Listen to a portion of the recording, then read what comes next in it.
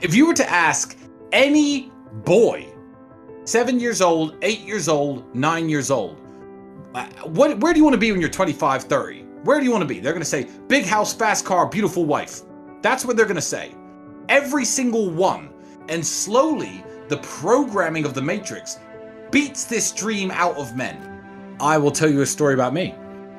I don't know, probably not old enough, but there was a game called, before Fortnite, before it all existed, the huge game when I was in my late teens, early 20s was Call of Duty Modern Warfare. So I used to play that game.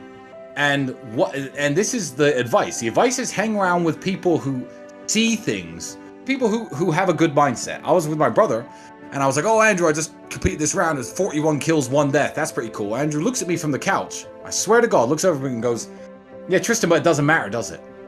And I'm like, it doesn't matter, does it? And I turned that game off. And I don't think I've ever spent more than 10 minutes playing a video game ever since that day. So hang around better people.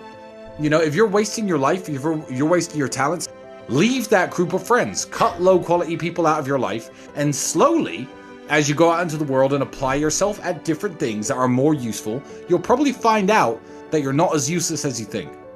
Well, I do get asked the question by young men a lot. And it's always about making money. You mean you want to get rich.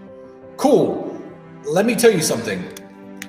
First and foremost, almost no one ever gets rich. The internet will preach all this, oh, your time will come when the universe thinks it's right and all this. No. Most people work their shitty job, live their shitty life, live their shitty old age, and then they die. And most people never ever get rich. They never get to live like Sterling. And that's the reality for most people. So, first of all, understand that and get your ass into gear. Second of all, and my advice is non-advice. If you took 100 people, 100 millionaires at random and put them in this room, and you asked all of them, how do you make $1 million? You're going to get 100 different answers.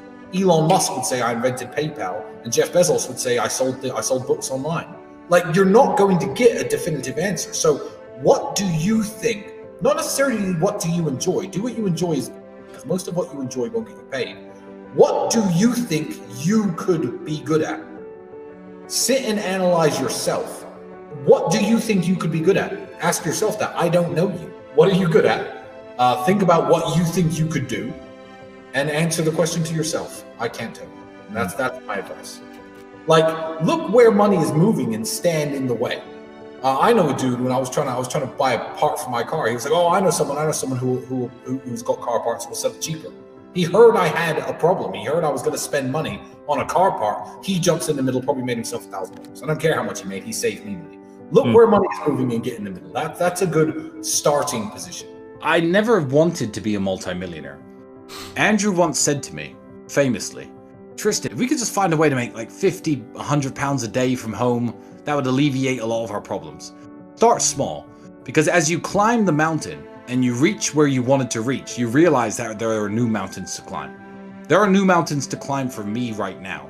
And I'm at a level that a lot of people can't even dream of getting to. But you see it. It opens new doors when you accomplish the goals that you're aiming for.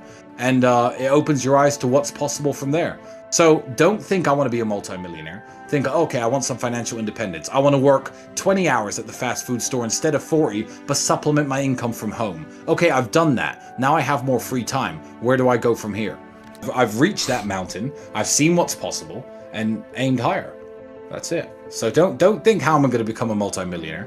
Think of your short-term goals. Make sure your mother works less, buy yourself some nicer clothes, live in a better apartment, and think of how you can make those things happen. And as you go up in value as a man, you'll learn a lot about yourself, and from then you could tackle bigger goals. Stop wasting your time. So I was 17, I was working at a fast food restaurant making sandwiches. Now, the internet didn't really exist as such, but looking back on it, it was part of my journey. And I regret nothing because I ended up where I am. So would I even go back and tell myself anything is the question. If I had to, it would be to not burn so much of my time. Let's talk to the 17-year-olds who are listening. Do you finish your job, come home, play video games, etc.? That's what I used to do when I was 17 a little bit. What I didn't do is come home and think, okay, let's work on something new. Let's try and build something. Let's start a YouTube channel. Let's start creating content instead of consuming content. I'd tell myself to be a little bit more proactive with my free time and not around so much. And being a gentleman is very, very important. there doesn't have to be a winner. When you're going on a date with a woman and you're looking to sleep with her and she's looking to have a good time, you could both go home happy.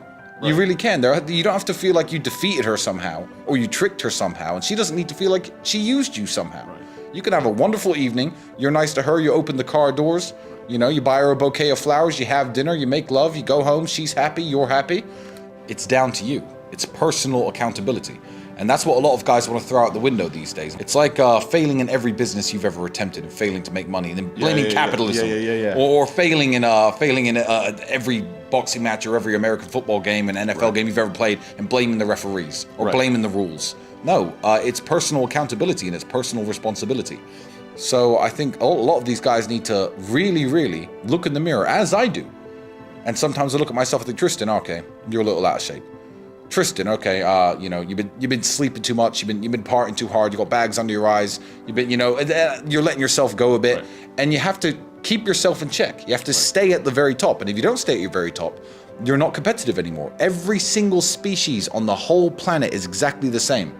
Every single female of every single species looks at the most competitive males and thinks, those are the ones I want to have my children. And women, human women, are exactly the same. So if you're not having the success with women that you want, don't go out there trying to blame women, and don't go out there trying to change women. And what people don't want to hear is that to become Tristan Tate was a slow process of hard work that took me 15 years. And I'm still working on myself.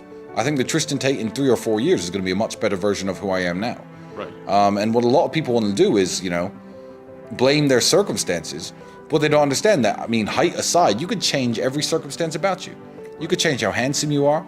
You could change how fit you are, how strong you are, how rich you are, how smart you are. I am very fortunate. I don't know what loneliness feels like. And that's something that most men can't say. And it's why me and my brother, when we understood through meeting very good friends of ours who were married for 10 years, felt alone. Ex-military guys who felt that sense of brotherhood and loyalty and companionship in the army, or on their sports team, their college baseball team, their fraternity, their football team, and they lose it. Those are the guys who opened my eyes to how special the relationship I have with my brother is. And that's what I try to tell the world as well. I don't know what loneliness feels like. I was born in a very underprivileged family. I grew up absolutely broke. I didn't have the best... I wasn't dealt the best hand, but there was always an ace up my sleeve. So I don't know what that feels like. I've always had companionship. I've always had someone who had my back, someone to fight with me, someone to work with me in terms of my brother. So I'm not going to sit here and say that the journey to the top for me necessarily was lonely. But let me tell the young men out there, you need to be able to identify low quality friends and cut them off and curate the people around you into a group of winners, a group of men who want to go out there and achieve the same things as you. And the journey to the top not only won't be lonely, but it will be far easier.